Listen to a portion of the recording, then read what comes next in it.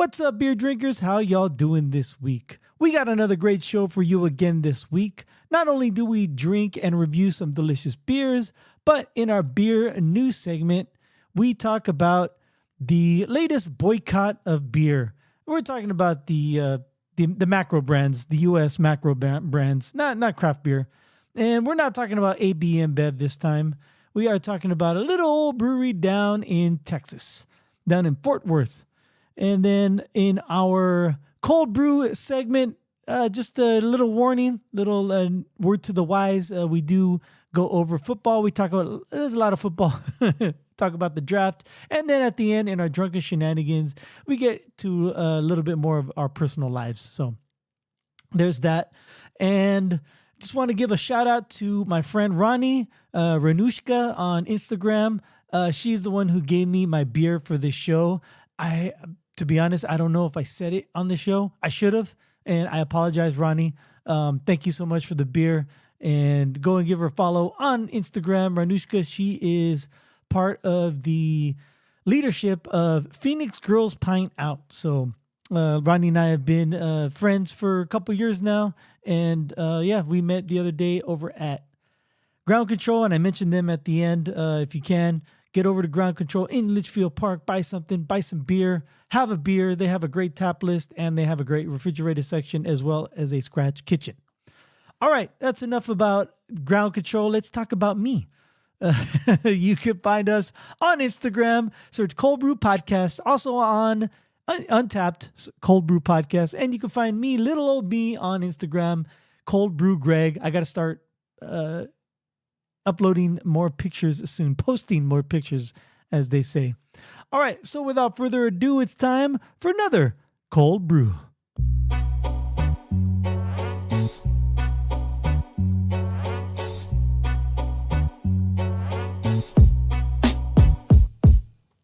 Coming at you pre-recorded from Cöld Brüe Studios. I am Greg, he is Sorcerer Chromatic, and we're here to talk about beer. Yes, we are. How you doing this week, man? Not bad. Tough. Not a tough week, but just a full week. There you go, a full week. Yeah.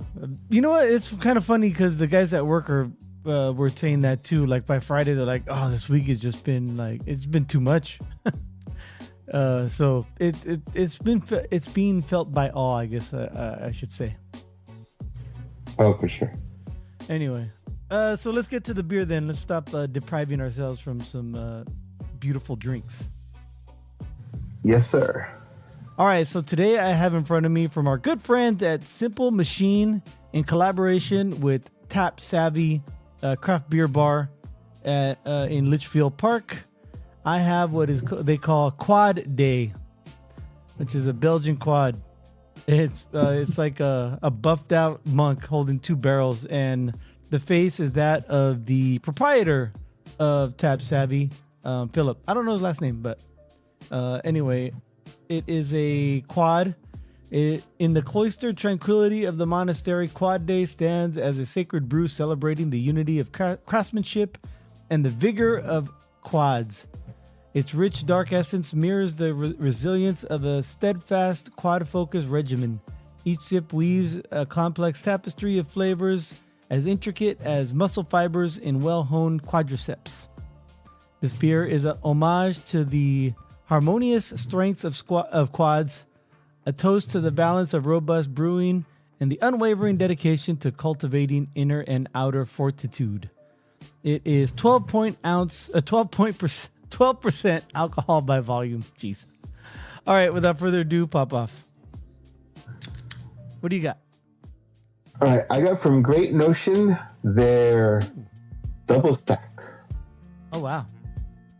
It's an Imperial Breakfast Stout. Oh, Even nice. though we're recording at night, I'm having breakfast. It's 11% ABV.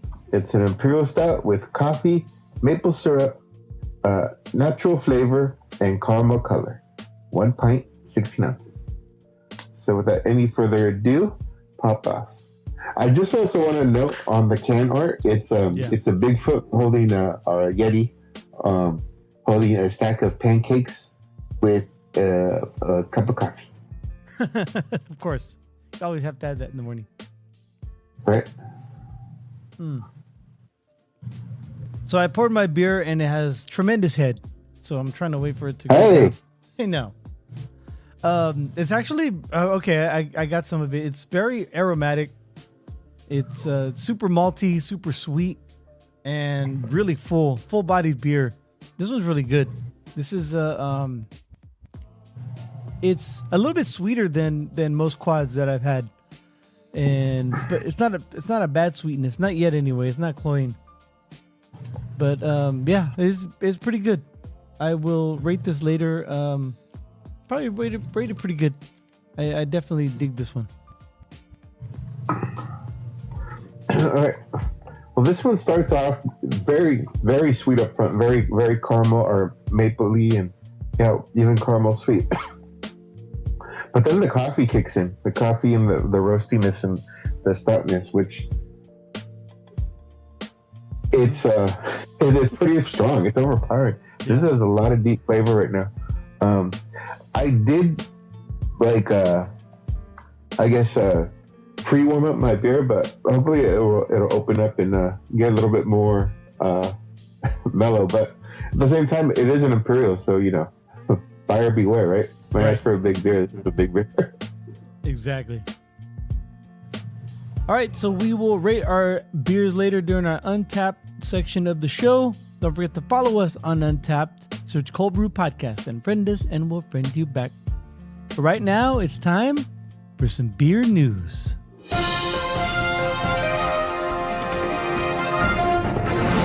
All right, so there's two stupid stories that I have.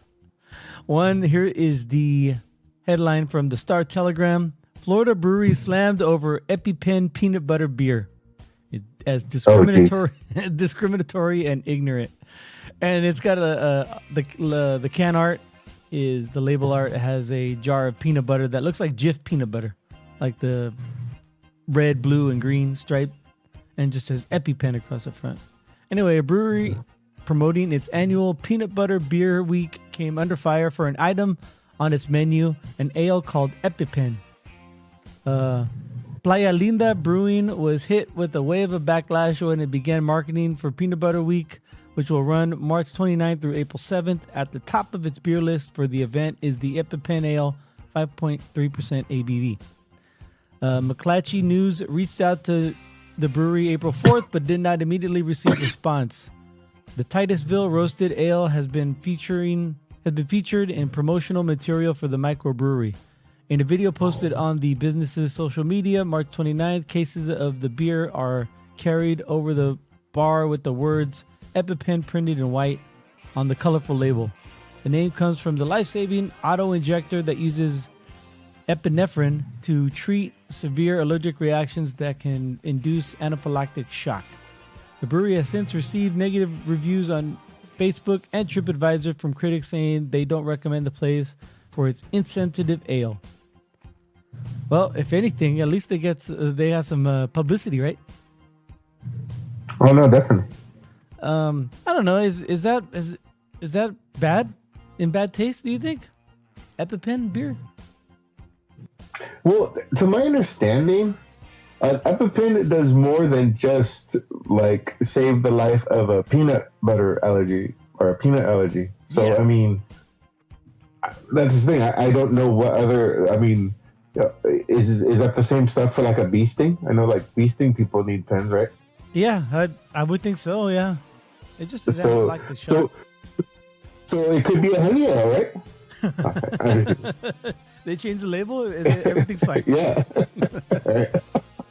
I get it's kind of right. I don't know. I mean, yeah, to have I guess that allergy or that a condition that an EpiPen saves your life. Yeah, nothing to laugh at. At the same time, it's like a little homage to the, I guess, medical science to combat such illnesses. So it's kind of mocking it, I guess. I mean, it depends on your perspective, because there's a couple different posts that they talk about on here. Like someone said you should be ashamed of yourself. I hope none of you or your staff has ever been in a situation where your child is hooked up to monitors and almost dies and needs an EpiPen. At that point, when you're hooked up to monitors, I think they They don't need a pen anymore. They could just have an injection. They should hook up the pen first, right? You probably have an IV at that point. And this other guy said, as an adult who has a peanut allergy my entire life, I find this hysterical. It's dark humor. Sometimes you have to laugh at things. I genuinely do not think this company was trying to be hurtful. So it's all perspective, I guess. Definitely. It's kind of like, well, I don't even want to say like, oh, it's like, making fun of someone in a wheelchair. There's a lot of different reasons people are in a wheelchair, Yeah. Right. But at the same time, at least they have a wheelchair to be more mobile and able to do stuff independently. So again, it's not something you make fun of unless you're close friends with them, Yeah. So I don't know. It is dark humor. It's pushing the limits. At the same time, it's not. I don't know. It's not obscene or out of. It's not obscene or totally out of bounds. I mean, right. So, I mean, like I'm not allergic to bee stings, but I don't want to get stung by a bee. You know what I mean? Right. If I was the counselor for the was it Playa Linda, I'd say, hey, you know what, we did it. Just fucking let's push through it, and everyone will forget. Like in this 24-hour news cycle of ours, people will forget it. Right. All right. It's not like calling like I think out of bounds would be like you have a picture of a white tank top and call the beer like wife beater or something. That'd be pretty. Oh, hey, yeah, that's poor taste. Let's move on to the next story. This comes to us from HuffPost. Teamsters push boycott of Molson Coors beers during NCAA Final Four. The union has asked supporters not to drink the company's beer while brewery workers are on strike in Fort Worth. The International Brotherhood of Teamsters has a message for basketball fans: don't drink Molson Coors during the NCAA Final Four. The union is boycotting the company's products nationwide amid a strike at the Molson Coors facility in Fort Worth, Texas. Roughly 400 workers have been on the picket line since February 17th after failing to reach a new contact with the Canadian-American brewer. Two sides have not met since a bargaining session last week in which the company increased its offer on wage raises by just a nickel per hour. A nickel? Get the fuck out of here, a nickel per hour. You better come harder with that shit. According to Jeff Padalaro, director of the Teamsters Brewery Conference, Padalaro said, the company had been offering wage hikes of 99 cents prior to that. In our opinion, they're not looking to get an agreement. They're looking to break the union. They're trying to find out. That's a fool's errand. Adam Collins, a spokesman for Molson Coors, said the company has offered highly competitive wages and benefits off an already strong base and was committed to reaching a fair agreement. He insisted the company was getting along fine through the work stoppage. We're still brewing, packaging, and shipping out of Fort Worth. In fact, we've exceeded all of our weekly production expectations since the strike began, and our other 5 U.S. breweries are absorbing extra production. I find that hard to believe. They're actually doing better. Hey, now that everyone's on strike, we're actually performing better. Fucking, what were they doing? Like loafing the whole time at work? Yeah, pretty much, right? Uh, Orders are getting there on time, accurate. What's going on? The beer tastes better. Yeah, it's crisper. Oh, the silver bullet won't slow you down. Yeah. Anyway, yeah. So there's a few others. The union has a flyer they threw out, and they want everyone to know not just Coors Light, but also don't forget it's Miller Lite, and they got some key fucking beers on here. Coors Light, Foster's, Ice House, Keystone Light, the Leinenkugel family of brands, all the Miller brands, Milwaukee brands, and even Old English 800. There you go. Steel Reserve, yeah. Real quick, and that's a jump into your news cycle, but I guess some of some of the beer pages I follow on social media Yeah. Are raving about how Old English is back on the market in 40-ounce glass bottles. Oh, wow. And not the plastic ones anymore, huh? Right. Oh, wow. I didn't know that was going to be such a nostalgia, a point of nostalgia. But hey, good for them. Enjoy it. Yeah, we should buy some and watch Straight Outta Compton. We should. We should buy some and go to Compton. Shit. I'm good. I'm good for right here. For my nice little suburb. Yeah, the movie's fine. The movie's fine. All right. That's all I have this week on the beer news. So you know what that means? I think so. It's time for everyone's favorite segment on Cold Brew because it's my favorite segment. It's time for the Cöld Brüe List. As we proceed to give you what you need. Let me ask you this. What happens in roughly a week from today when the show is dropped? The NFL draft. Yes, sir. The 2024 NFL draft. Now, the NFL is good to keep their name in the papers somehow, some way, even when there's not games. And the draft has always been a popular talking point for fans across the league. What do they call it? A tent pole for the league in the offseason. Right. The position of the draft and the players comes high expectations, right? Yeah. Mm-hmm. And sometimes expectations are met or missed, right? To borrow a phrase from another sport, a swing and a miss. All right, so let's go over I guess, what are we doing here? Last year's draft, 2023, how it went, and if people were to do it over again, how it might have went. Yeah. And knowing what we know now, would the draft have a different order? Okay, so I have let's go down just the top 10 last year. Okay. How it shook out. Just to remind everyone. So, Carolina traded with the Bears to get the first pick, and they took Bryce Young. Mm-hmm. The Panthers did. The Texans, they earned the second pick, and they got C.J. Stroud, quarterback. Earned. The Texans then traded with Arizona. I forgot the exact details, but then they drafted Will Anderson Jr., linebacker out of Alabama, and I believe he's an outside linebacker, right? So he's like an edge rusher guy. Yeah.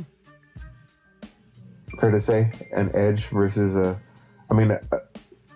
college linebacker, now an edge rusher versus a defensive end. Right. Yeah. Fair to say. So that was the third. So yeah, the Texans got back-to-back picks, and then with the fourth pick, the Colts went with Anthony Richardson, quarterback of Florida.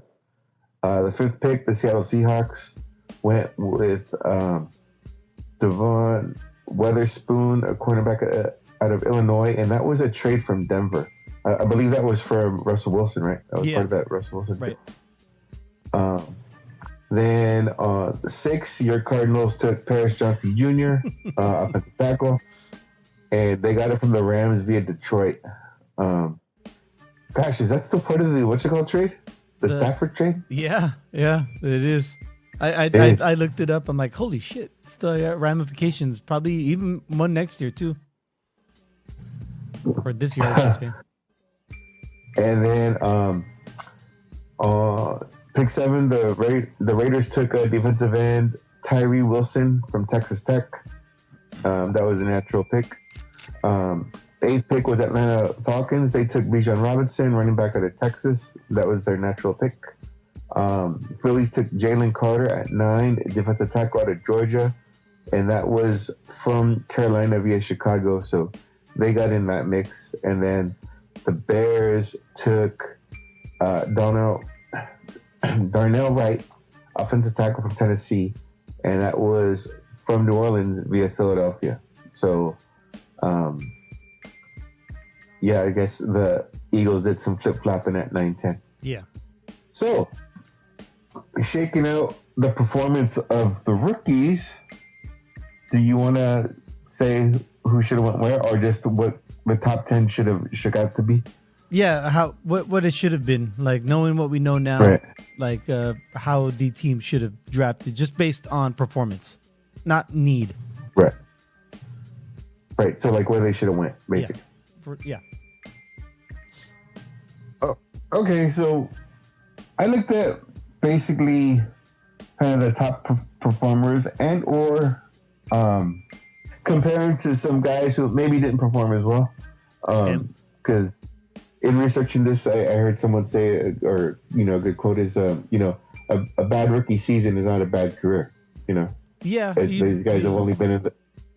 But These guys only been in the league, one full season, and a lot of them are in tougher spots, being the higher picks, right? Mm-hmm. Meaning that they're on a team that didn't do as well, and have bigger goals or bigger challenges to climb.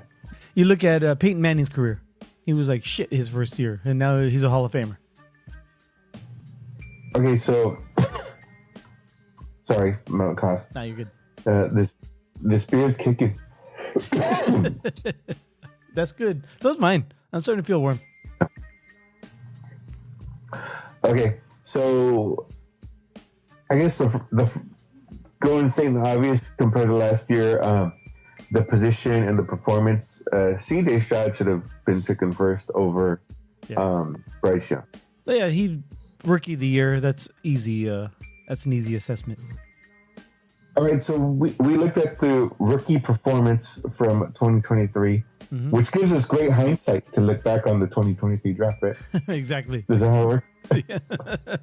So we're going to talk about these rookies, and basically it's the top 10 rookies, like where they should have went or who would have needed them. It might not be the draft order, especially with the trades. For example, the double Houston Texan trade. I mean, we can't really account for that. Yeah. Right. So we'll just go by players. So obviously, the position and performance, the quarterback CJ Stroud, he was the shining light of the QBs in the draft class. Obviously, Mm-hmm. again rated high. He was taken second overall, and right, rookie of the year. Yeah, rookie of the year, and I think in this case, it would have benefited the Panthers because they were looking for a quarterback anyway. That's true. So that kind of fits. But both Stroud and Bryce Young were very, very chatted up. Yeah, if you will. highly touted. Ranked high. Yeah, highly touted. There you go. All right, next, you call this guy the little diamond in the rough, if you will. We're like top 10 players, especially position performance. Puka Nacua, who was originally a 5th round draft pick from for the Rams, Mm-hmm. receiver out of BYU. He set the rookie reception record, right? Yeah, that's right. He did. I was going to say San Francisco, but in Santa Clara, I think, if I'm not mistaken. His mom was there and everything because it was like the last game of the season. Oh yeah, that's true. I mean, he came out to a really hot start. Like, didn't he have like 70 catches his first game or something like that, or 15? Like, he was in the teens. Right. 17. Like, he was in the teens. Like, I think the first week. I mean, what'd you call it? Just good route running. Fit into the scheme. He was utilized well by the Rams. Yeah. Now, just talking to our audience real quick with our list, we're not saying necessarily that, like, had it fallen in place that, and everyone knew everything that, well, the Panthers would have took Stroud and then the Texans would have took Nacua at 2. We're not saying that. We're just saying that this is probably the second best rookie on the board, and I don't know, someone should have made a play for him, right? Yeah. And I think Houston might have taken like Anthony Richardson or something, number 2. Right, our Bryson, right? I kind of want to stay away from that guy, but go ahead, keep going. So the number 3 guy on our list was taken at 9. That'd be Jalen Carter, the big defensive tackle out of Georgia. Mm-hmm. we have 20 tackles, 6 sacks, 1 forced fumble, the 85.9% pass rush grade and PPFs, and so that was the highest for a rookie defensive tackle. So, and then this guy's like 6'7", right? 6'8". He's just a huge man to begin with, right? Yeah, exactly. That's what I was thinking. So this is just some raw talent that's actually got a good mold going for him. Mm-hmm. And I didn't know what the final result was, but he did have some legal troubles and going into the draft with a high-speed accident that I think someone might have been fatal for someone too. So, not to bring that up in a negative light, just we're talking on the field. What he was doing in college and in the pros was great football play. Mm-hmm. I wonder what did happen, because I guess he was there accused of speeding away from the incident as well. Again, I don't want to harp too much on this, because I don't know what the end result was. Yeah, he was a woman is seriously injured. Although I'm looking up the story, but the woman was seriously injured in the January car crash that killed Georgia offensive lineman Devin Wilcock. An athletic staffer has sued the school's athletics association and former Bulldogs defensive tackle Jalen Carter for damages. So Victoria S. Bowles was riding in the back seat of the rented Ford Expedition, driven by a fellow UGA recruiting analyst Chandler LaCroix, who died. Wilcox while racing Carter at so they was racing Carter. So Carter was in the other car. They were racing down the street, and then that expedition got into an accident which killed the woman. Oh, okay. See, I didn't know that they knew each other. I thought it was like street racing gone wrong. I didn't realize the people involved were all Georgia people. Yeah, I didn't know that either till right now. I'm like, oh shit. I kind of forgot until you mentioned it. I'm like, oh, that's right. I forgot. That's why people thought they were gonna he was gonna go lower than they did, and Philly ended up taking him 9th. Yeah, I think too because Philly has a lot of former Georgia guys on the team as well. So it would have been a good locker room for him to go to. Mm-hmm. Okay, moving on. Yeah. Our fourth player on our big board for last year, after everything is said and done, tight end out of Iowa, Sam Laporta. Oh yeah, he was good. He was good, man. I think he got injured too. He was out for a week or two with his knee or his Achilles or his heel. I forget. His foot. I forgot too, but he made it back in time for the playoffs, right? Yeah, he did come back, and I was like, fuck. It's like, damn it. Now the Niners are gonna have to play against him. I mean, he was taken in the top of the second round by Detroit, so a lot of people could add a first round grade on him. Just working in the right offense, he was able to produce big. He got the rookie reception record for tight ends now. He had how many TDs did he have? I think 10, right? Oh, is it 10? I know he's the third rookie with at least 10, but I don't know what the final count. Oh, okay. And Pro Bowler. Yeah. Moving on, we're going to do an exacta, if you will, to our rivals, the Seahawks. I think they hit it right with Witherspoon, the defensive back out of Illinois. 16 passes defended, tied for 5th. 79 tackles, 8 tackles for losses, 1 forced fumble, 1 pick, and 1 TD for 97 yards, by the way, and a Pro Bowl. And he was doing well. I remember he fell flat on his face on national TV, I believe, against the Cowboys. Was it? He gave up 2 or 3 touchdowns. He got burnt for a bad one. And they were highly touting him. It was a national spot, like a Sunday night game or a Monday night game. And but overall his season was excellent. Yeah, I mean, because we scout our enemies, right? Right. They had another corner that was like he was like a second year guy, but he had a decent rookie campaign. So they got some young, DB, outside coverage going on. So Yeah, and I mean, good for them. I mean, all teams got to be built. They can't, they can't just all suck because we hate them, right. They also have Jamal Adams, right, from the Jets. They traded that big trade that they did, and he kind of didn't do as well as Witherspoon last year. I kind of feel like, as far as what I remember. Yeah, Adams was a joke. I mean, but he's a safety though. Yeah, ever since he came over. In fact, I think he was released.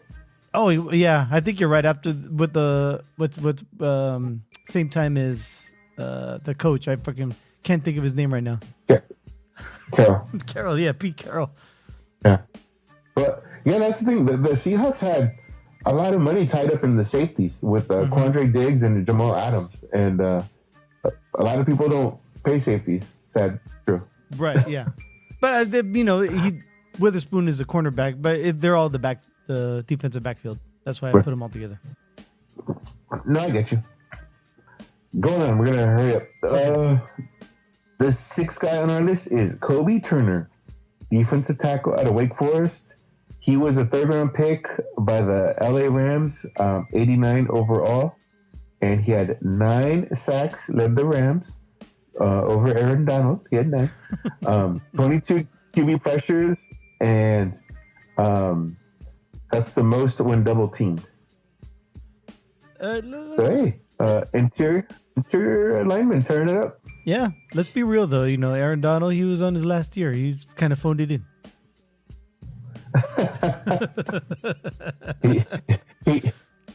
he knew the score. Yeah, we have this guy at work. He's this is his last year here. Yeah.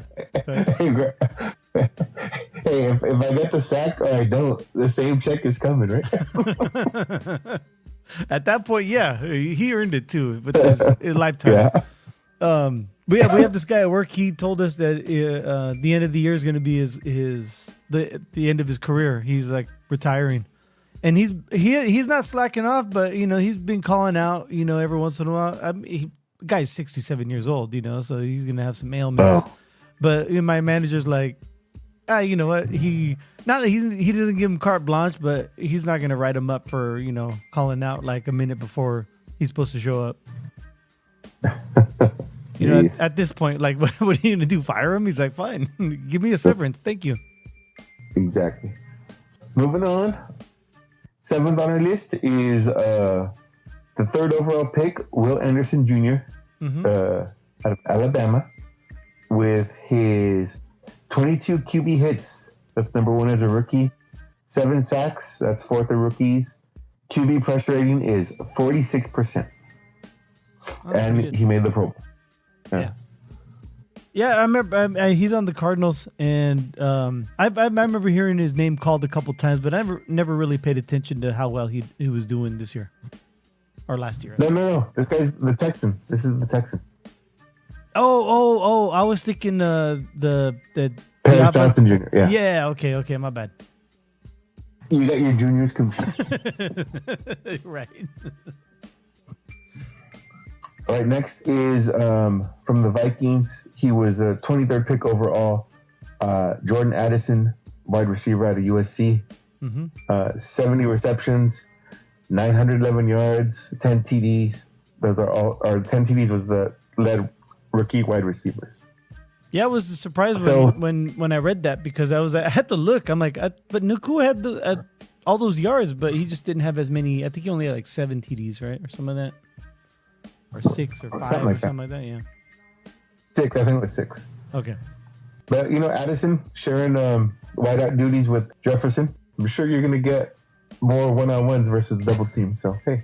Yeah. Good Jefferson, for him capitalizing. Yeah, Jefferson was hurt for a couple games, too. So that probably helped a little bit with his usage. Yeah. Next up, for number 9 on our list, we have Zay Flowers from the Baltimore Ravens. He was taken 22nd overall out of Boston College. So he had 77 receptions, 858 yards, 5 TDs, and he rushed 8 times for 57 yards and 1 touchdown as well. You know, Baltimore not known for their passing game. Remember they had disgruntled Hollywood Johnson, Right. or no, Hollywood Brown. I knew what you meant. And yeah, and it's interesting they come back and get another because wasn't Hollywood Brown traded on draft day? Oh, I know he was this traded. year or last year. It was last year because he went to the Cardinals. Right. No, did they trade him and then just drop a rookie receiver the first round? Yeah. Yeah, they did. But hey, if the guy's not happy, he's not happy. Right. But now he's on the Chiefs though. Hollywood Brown. Oh yeah, you're right. I forgot about that. You know, the thing is with Zay Flowers that he'd be streaky. Like he had 2 really good games because I remember I would bet his touchdown overs and then he had none for 3 games. Like what the fuck is going on with this guy? But anyway, that was like that Komet guy from the Bears. Yeah, he had 3 touchdowns in one game oh, that's right. And then I don't know, a fantasy team I put him in and he ended the season with 5 touchdowns. Like, bro, really? Yeah, because he had 3 one game and then 2 another game and then nothing every other game. Right. Maybe that'll change. Same thing with the tight end from I don't know if he's the starting tight end or the number 2 tight end, but the Colts have this big, huge tight end. He's like a 6'6" guy, this total end zone threat.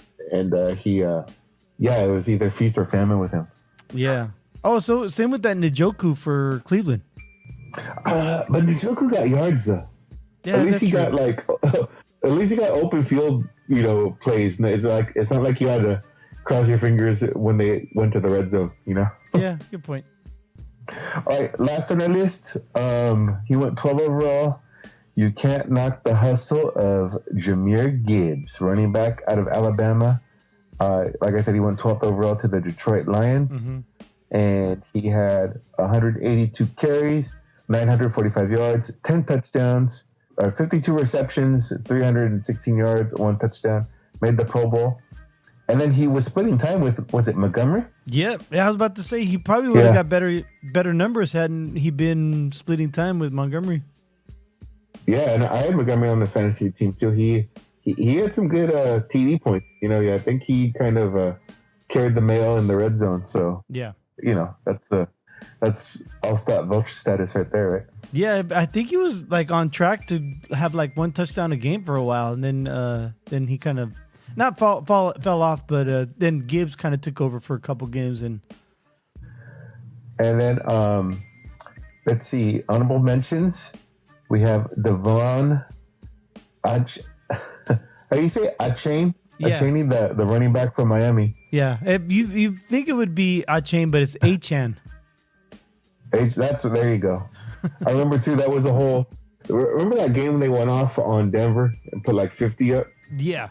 Mm-hmm. Yeah, him and old boy, what's his name? Mostert. Yeah, Mostert. They went off that game. They couldn't be tackled if that was the game plan. Who else is on the most honorable, or not most honorable, the honorable mention? Bijan Robinson, the running back from Atlanta. Where did he go to school? Texas. Where was he from now? Texas. Yeah. A lot of people were saying that he wasn't underused. I was about and to you say kind of that. scratch your head. Yeah. Underutilized. You kind of scratch your head. Yeah. I'm not saying that you draft a rookie running back with your first round pick. What was it, 9 or 8 overall, and all of a sudden you're a running team. I'm not saying that. At the same time, I'm saying you should have used this guy more than you did. Yeah, you saw some of the stuff he was doing early in the season. It's whoa, let's get the ball in this guy's hands and see what he could do the whole season. Yeah, and that might be one of the reasons why Smith was dismissed from his position as head coach, because he didn't see that, or he didn't want to see it. He wanted to go with his game plan rather than what he had with his talent. Yeah, but not just that. It's I remember not last season, but the year before when the Niners played them. I mean, the running game was killing us. Oh yeah, with Peterson, is that it? Who do you Patterson? Who's that guy? They had Patterson. I know they had Patterson, but I mean, even Mariota was ripping off yards. Oh yeah, but I mean, Niners are bad against running quarterbacks. We know this. Yeah, it's just kind of interesting. Mm-hmm. Next on the honorable mention is Jalen Reed, wide receiver for the Green Bay Packers. Yeah, it took him a while. He finally stepped up towards the end of the season, I think. To be fair, maybe it wasn't him. Maybe it was Love had to come into his own by the end of the season. Yeah, that's to me too. Even Stroud was like that. Like Stroud first half of the year, okay, nice player, but second half of the year, okay, I see a potential, all pro here. Yeah, you're right. No. Now that the tape's out on all these guys too, it's like, can they sustain? That's a question I should have brought up. Or I should wait for after our last honorable mention. Yeah. Which actually could be an interesting scenario for this guy's future. It's Rashee Rice, wide receiver out of Kansas City. Oh yeah. Speaking of car accidents.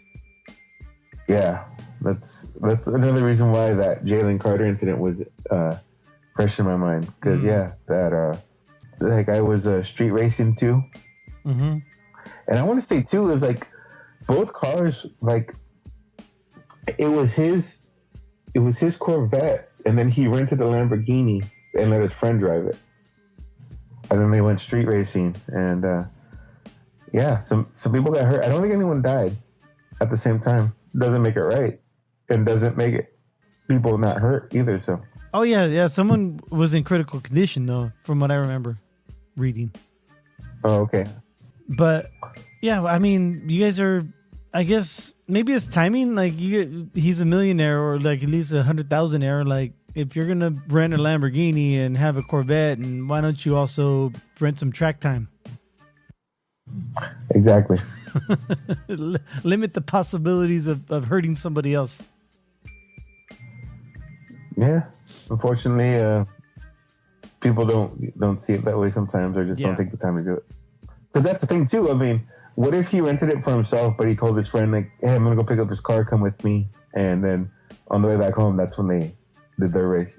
Yeah, exactly. That's what I was thinking too. Like they did exactly that, and then on the street, then they were like at a red light, or at some point they were looking at each other, and they're like, "Yeah, let's do this." So I don't know. The details will come out whether it was they planned to do it, or if they were going to if it just spur the moment thing. But regardless, it still fucking happened, and they should pay the consequences. Do you think? I don't think he's gonna miss any game time, to be honest. Right. I agree with you. Anyway. All right, man. Great list. Love it. The draft's coming up, and of course, when we talk about when the draft happens, then we'll throw in our 2 cents, and I'm looking forward to see who the Niners pull. I haven't looked at any mock drafts. I hate mock drafts, to be honest. There's always like 5, 6, 7, 8 iterations before the draft actually comes, and then it never goes the way they do it. They say it's going to happen. Do you know who the Niners are looking at? Do you know who they're potentially going to get? No. I kind of looked at some mock drafts during the playoffs. Yeah. And after Super Bowl, I really haven't been really on the hounding on mock draft, especially like, oh, this is my mock draft 2.0. This is my mock draft, 2.0 or 3.0. And granted, I think, from us recording the show, the time the show drops and the time the draft happens, I'll probably take another look. I mean, we haven't had a first round talent pick in a while, so I really hope we hit with it. Whether if it's offensive line or secondary, it'd be interesting. Or even, keep a strength to strength. If there's a good defensive lineman that kind of fell down to us, where probably should have went higher, but because of necessity and previous picks. Yeah. He's there. Let's do it. Yeah. Yeah, I'm always happy because the potential. It's always the hope for something that hits like I mean, not to put it too bluntly, but not to hit it right on the nose, but another Brock Purdy or a Puka Nacua. Doesn't have to be Mr. Irrelevant. It could be 5th round draft pick that hits it big. Exactly. I'm looking forward to it too, and we will talk about it when it happens. And just real quick, we both agree that Caleb Williams is going to be number 1, right? I think so. Yeah, he has to be. I mean, you gotta go with the rookie. You got to go with the rookie contract for another few years, and he looks like the best. Otherwise, it may be Drake May or Jaden Daniels. I would go with Drake May. He's just because he's huge, just he's big. I like the big quarterbacks. I know the Brock Purdy's not big, and I'm riding his bandwagon, but yeah, I don't know. For some reason, I like big quarterbacks. All right, man. So, how's your beard treating you? Good. Definitely opened up. The hard hitting of the flavors really mellowed out, and it layered nicely. Very nice. All right, so we're gonna rate our beers right now on Untappd. So whip them out, everybody. Your phones, that is. And search for us on Untappd. Search Cöld Brüe Podcast. And I remember you had Great Notion, but I forgot what it was called. You said it was a Bigfoot holding a Yeti, holding a abominable snowman or something like that, right? No. I said it was a Bigfoot, Yeti, holding a stack of pancakes and a cup of coffee, because this is called Double Stack. Oh, there it is. They're Imperial Breakfast Stout. And for breakfast stouts, I'm going to give this bad boy a 3.75. Okay. All right. Right now we have a total of 33,000 people have rated it. 9 friends have rated it. I have rated it.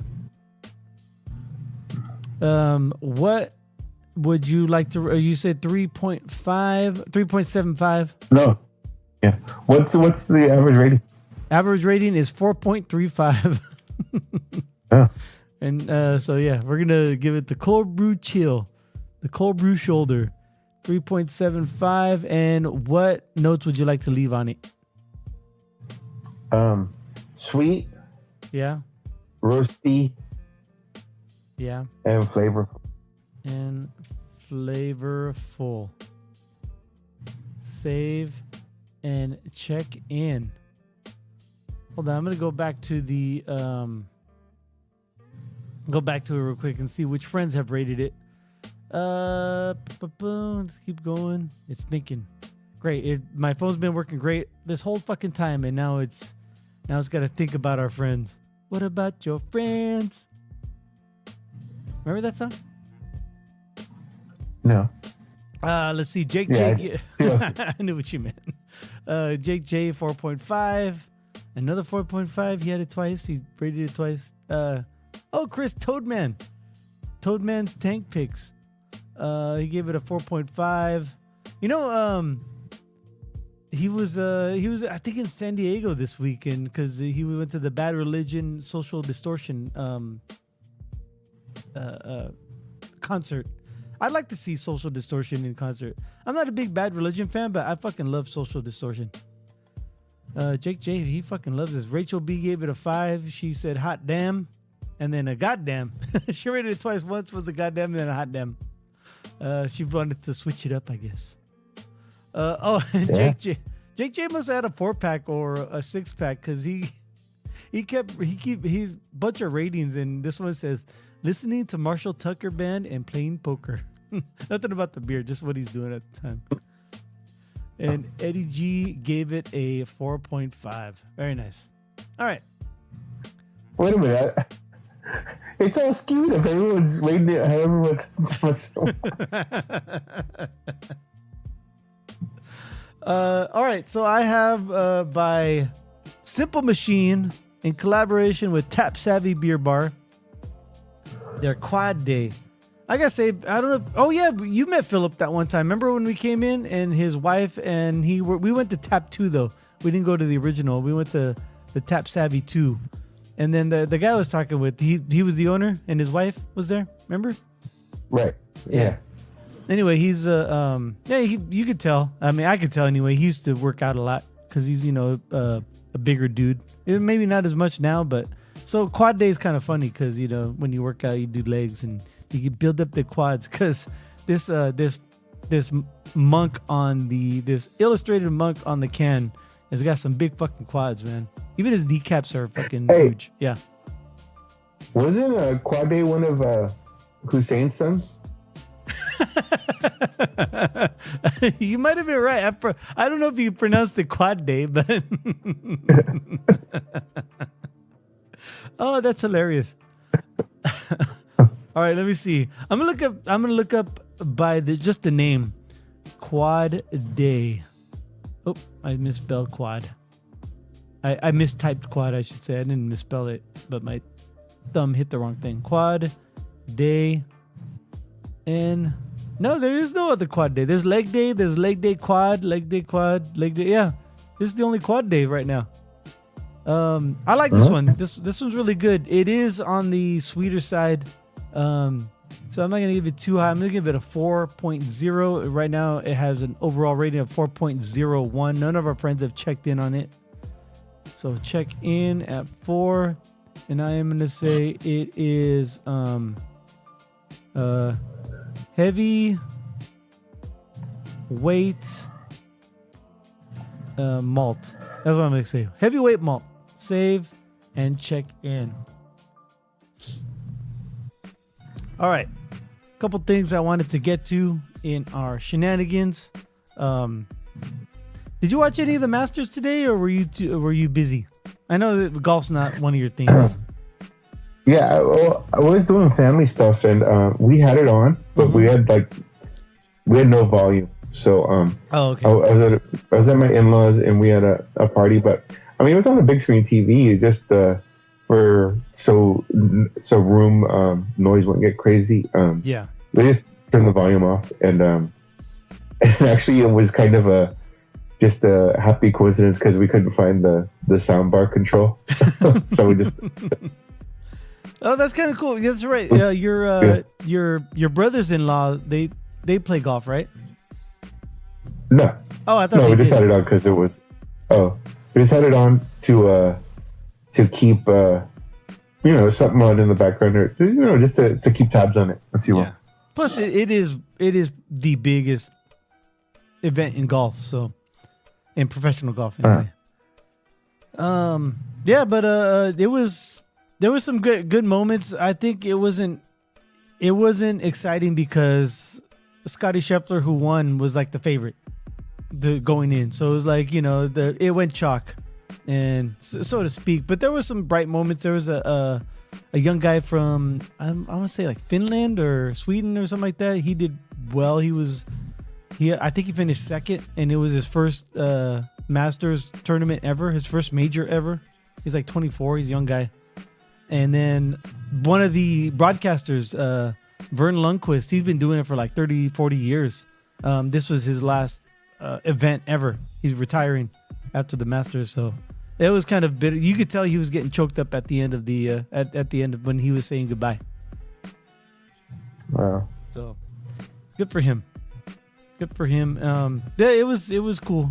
I placed the largest wager I've ever placed on a betting app in my life to this point anyway, on the event, and I won, so I'm very happy about that.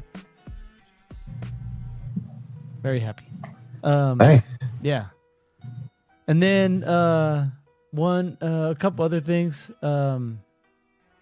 Went over to Ground Control. For those of you out here in Arizona, please support Ground Control. They are struggling financially. They tried to get a loan. They couldn't get it. I think they're going to do a GoFundMe, and I will definitely support them on the GoFundMe. But if you don't have to go to GoFundMe, just go there and have a meal and buy some beer. They have a great tap list, and they also have a fucking fantastic kitchen, man. It's amazing. Their some of their food is. I haven't had the whole menu, but from what I had, I would definitely recommend. It is a scratch kitchen, nothing frozen, everything fresh. Word. Anyway, those are the couple things I wanted to bring up. Do you have anything you want to bring up before we sign off? No, man. Just what do I say? Well, first of all, thank you everyone for listening to this the show for this long. Yeah. No, on a personal note, I got a new spot to dwell with my wife and kids, and we're that's part of keep my weeks full is getting that whipped up into shape, and just reach out to friends that I know where I'm going to be, and homie Fausti came through with some beer. So actually, I was thinking about it. I had my first beer in the house the other day with Faust, while I was trying to get it livable. So more details to come, but hopefully, with the new setup and situation, we might do some video or other enhancements to the show. Awesome. I'm looking forward to it. Yes. And we talk off air, so it's not like it's news to me, but it's news to our listeners. So very good. All right. Thank you for downloading yet again another Cöld Brüe podcast. I am Greg. He is Sorcerer Chromatic, and we'd like to wish you cheers. Until next time.